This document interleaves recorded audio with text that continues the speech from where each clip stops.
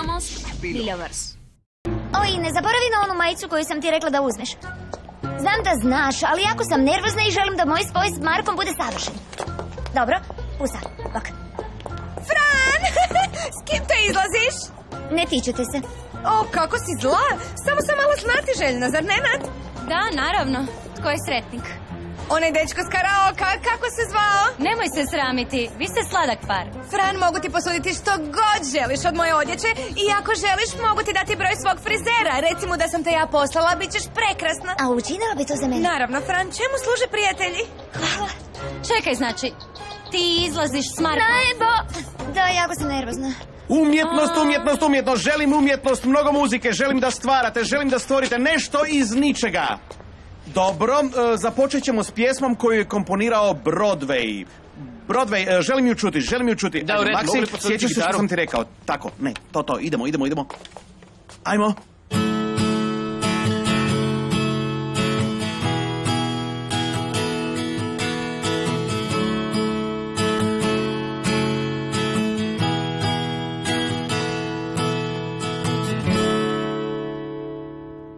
To je to, nije još dovršena, treba još raditi na njoj, ali što mislite? Nećete ništa reći. Nije dobra? Beto, mogu li reći nešto? Meni se ne sviđa. Što to govoriš, Ludmila? To da je zadatak bio da sadrži sreću, a ova pjesma zvuči tužno. Ja sam mislio da...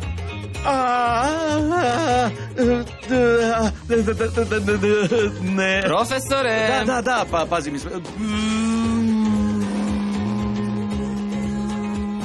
Ja kažem da pjesma nije gotova i fale instrumenti. Možete pitanje, smijem li koristiti trube? Truba koja se svira.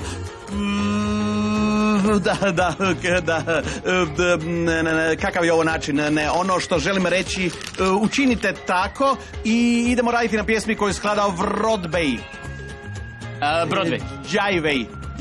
Broadway. I zapamtite, koncept je sreća. Ja se osjećam loše, zato odlazim, a to si ti.